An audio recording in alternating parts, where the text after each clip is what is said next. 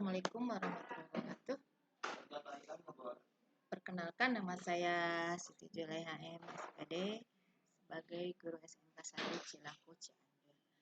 Dalam pembelajaran hari ini saya akan ceritakan tentang teks cerita sejarah. Pengertian dari cerita sejarah adalah menjelaskan atau menceritakan tentang fakta kejadian masa lalu yang menjadi latar belakang terjadinya sesuatu yang mempunyai nilai sejarah. Atau definisi lain dari teks cerita sejarah berdasarkan catatan peristiwa masa lampau dikembangkan berdasarkan bukti-bukti yang ditemukan yang nantinya menjadi teks kenyataan sejarah. Itu yang disebut dengan pengertian dari teks sejarah.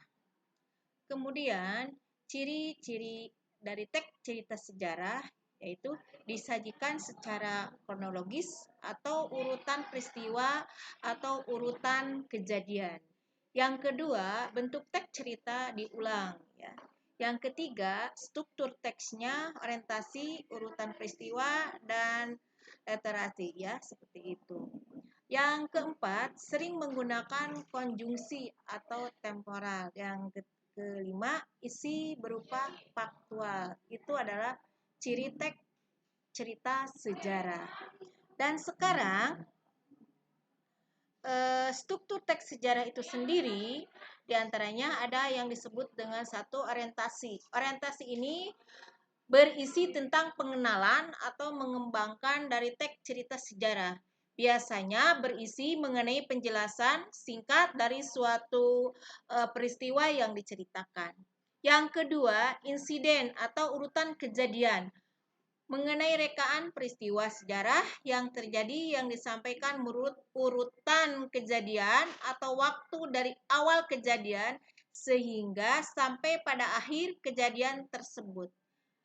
Merupakan bagian tokoh dari cerita sejarah yang biasanya dituliskan secara rinci mendetil sehingga para pembaca akan lebih memahami hal apa sebenarnya yang terjadi pada masa lalu.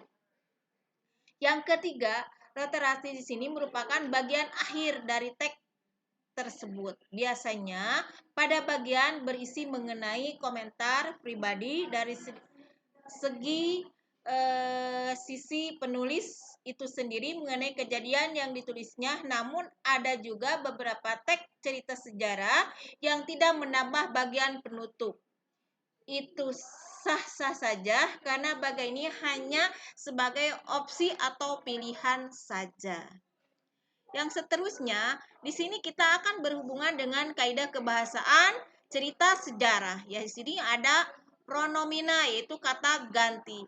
Kata ganti di sini digunakan untuk menggantikan benda atau mengenai seseorang atau sesuatu secara tidak langsung. Contohnya, saya, aku, kamu, kita, mereka, beliau. Itu adalah contoh pronomina atau kata ganti.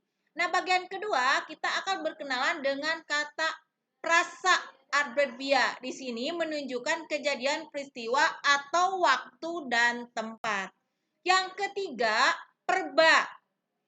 Perba di sini kita akan berkenalan dengan perba material.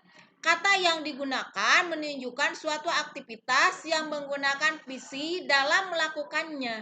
Misalnya contoh membaca, melempar, mendorong dan sebagainya. Yang keempat, di sini kita akan berkenalan dengan konjungsi temporal, yaitu kata sambung waktu. Berguna untuk menetapkan urutan-urutan peristiwa yang diceritakan teks cerita sejarah, banyak memanfaatkan konjungsi atau kata bantu yang disebut dengan temporal. Contohnya kemudian, setelah, lalu, dan sebagainya. Yang terakhir, dalam kaidah kebahasaan cerita sejarah, kita akan berkenalan dengan kalimat majmuk. Kalimat majmuk di sini ada dua kata atau lebih yang digunakan menjadi satu kalimat.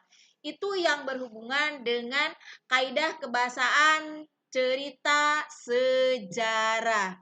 Yang seterusnya, kita akan berkenalan dengan jenis-jenis teks sejarah. Di sini ada sejarah fiksi, ada sejarah non-fiksi. Di sini yang disebut dengan sejarah fiksi tentu kita akan berhubungan dengan novel, cerpen, legenda, roman. Terus juga kita akan berhubungan dengan sejarah non-fiksi. Non-fiksi kita akan berhubungan dengan satu biografi, dua autobiografi, tiga cerita berjalan, keempat catatan sejarah. Nah, apa itu novel? Novel di sini adalah karya fiksi prosa yang ditulis secara naratif. Umumnya dalam bentuk cerpen, penulisannya disebut novelis. Itu adalah pengertian dari novel. Nah, sekarang kita akan berhubungan dengan cerpen. Apa itu cerpen? Cerpen adalah cerita pendek berbentuk prosa normatif, cenderung padat dan langsung pada tujuannya dibandingkan dengan karya tulis yang lain, umumnya lumayan panjang. Itu yang disebut dengan cerpen, anak-anakku sayang. Di sini kita akan berkenalan dengan legenda. Apa itu legenda? Legenda tadi yaitu cerita prosa rakyat yang dianggap oleh sebagian orang merupakan sesuatu yang benar-benar terjadi. Itu yang disebut dengan legenda. Nah, sekarang ada satu lagi yang disebut dengan sejarah fiksi yaitu roman. Roman di sini adalah jenis karya sastra berbentuk prosa yang melukiskan perbuatan pelakunya menurut watak dan jiwa masing-masing roman. Biasanya disebut kisah percintaan. Itu adalah pengertian dari sejarah fiksi, diantaranya novel, cerpen, legenda, dan roman. Nah, sekarang kita akan berkenalan dengan pengertian dari sejarah non-fiksi. Biografi. Biografi di sini adalah keterangan kehidupan seseorang yang dituliskan oleh orang lain. Ya, contohnya misalnya biografi J.S. Habibie, yaitu seorang negarawan sekaligus sebagai presiden, pernah menjadi presiden, dan sekaligus juga dia seorang yang benar-benar patut kita contoh dan patut kita peduli dengan beliau karena hasil karyanya membuat pesawat, membuat selain pesawat juga membuat kereta api, ya. Banyak hal di luar dugaan kita bahwa kita orang Indonesia benar-benar pada pintar. Biografinya cukup dikenal di dunia, ya. Selain di Indonesia juga dikenal di internasional. Yang kedua, pengertian dari autobiografi. Autobiografi sini kisah atau keterangan hidup yang ditulis orang itu sendiri. Misalnya, kalian membuatkan contoh biografi sendiri, autobiografi sendiri, tanpa dituliskan oleh orang lain, berarti menceritakan diri sendiri, yaitu yang disebut dengan pengertian autobiografi. Bagaimana dengan cerita perjalanan? Nah, ini yang disebut dengan cerita perjalanan, yaitu menceritakan tentang perjalanan seseorang atau perjalanan yang dilakukan oleh seseorang, ya. Atau catatan sejarah. Catatan sejarah di sini adalah teks yang menceritakan fakta kejadian masa lalu yang menjadi latar belakang suatu yang mempunyai nilai sejarah. Nah, ini yang disebut dengan jenis-jenis teks sejarah secara fiksi dan secara non-fiksi dalam bentuk pengertiannya. Nah, seperti itu yang disebut dengan jenis-jenis teks sejarah. Nah, sekarang kita akan berkenalan dengan fungsi teks cerita sejarah. Ada apa dengan fungsi teks cerita sejarah? Kita berkenalan dengan fungsi relatif yang memberikan rasa gembira atau senang kepada pembaca. Otomatis dari fungsi teks sejarah cerita sejarah ini memberikan sesuatu yang membuat audiennya atau pembaca itu tertarik kepada cerita itu sendiri. Yang kedua, fungsinya inspiratif, memberikan inspirasi, imajinasi, dan kreativasi untuk keberlangsungan hidup, berbangsa, dan bernegara untuk lebih baik lagi. Karena ini sejarah, ya, sejarah dunia, sejarah bangsa, dan sejarah diri sendiri juga. Itu merupakan, kalau diri sendiri beda, yaitu untuk keluarga, ya, sebagai kebanggaan. Apalagi dengan fungsi teks cerita sejarah itu sendiri cukup menarik, ya. Yang ketiga, fungsi instruksi sebagai alat bantu dalam pembelajaran.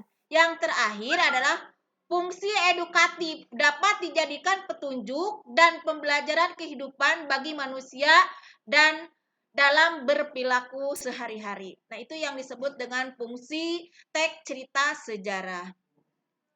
Mungkin hanya itu saja yang Ibu dapat saya sampaikan. Mohon maaf apabila ada salah. Salahnya milik Ibu, betulnya milik Anda semuanya. Terima kasih. Assalamualaikum warahmatullahi wabarakatuh. Sampai jumpa di pembelajaran yang akan datang.